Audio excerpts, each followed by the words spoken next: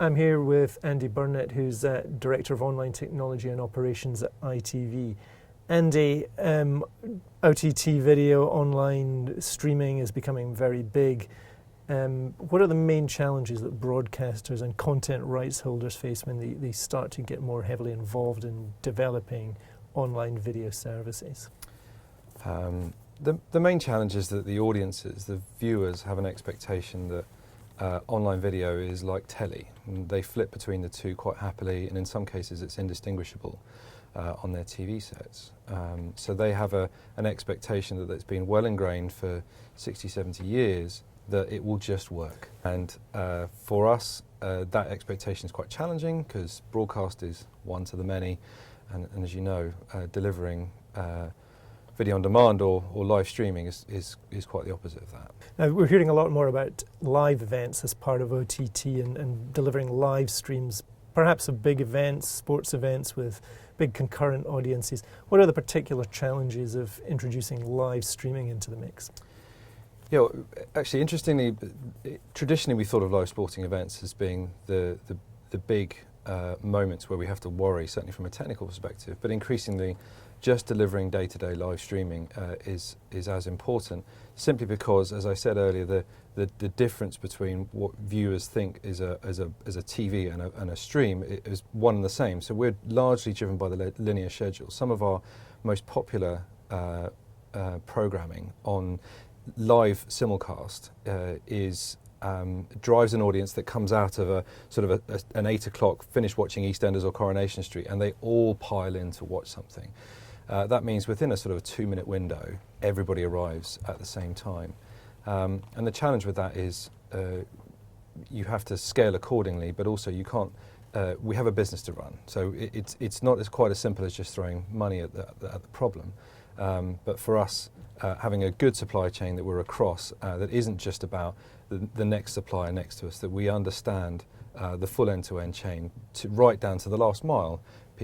Trying to understand people's Wi-Fi connections, for example, is a big challenge for us. That's where we see quite a lot of drop-off. And at the heart of that is an initiative we describe as quality of service. So gathering as much sort of anonymized data to make our streams as good as they possibly can is really important. And crucially for us, actually owning that ourselves, not giving that away, is where we see the benefit. Yeah.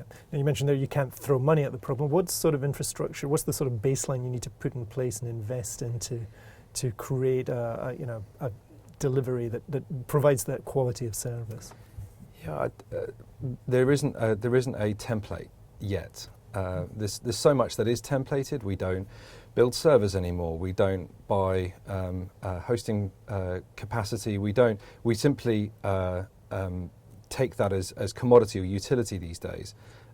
We are enabled by content delivery networks. We're enabled by cloud hosting providers and the tools that they give us. But even then, it's up to us to put all those component parts together.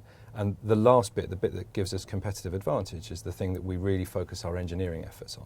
Now, one of the things you're going to be talking about at TV Connect, I think, is the multiple CDN model. Can you tell me a little bit about that and what the challenges are in terms of managing multiple CDN delivery? Well, I guess the reason I'm on the panel is that ITV isn't multi-CDN, and that flies in the face perhaps of some of the other broadcasters in the UK and worldwide. There are a few others out there. For us, we feel that sticking with single CDN and managing our own quality of service, managing the data that tells us how well we're performing, gives us the best result. It's certainly easier to engineer for single CDN. There's less to manage. There's less things that can go wrong. But we have then formed a very strong relationship with our content delivery network, which means we can have really honest conversations about what matters to us. So it's not just a generic, we're going to fire traffic at you and you're going to handle that. We have come to a point where they care about what is going to drive our business forward. And when you've only got a limited number of suppliers in the mix, that's quite easy to do. It's much harder to do when you've got more. Great. Andy, thanks very much. Thanks.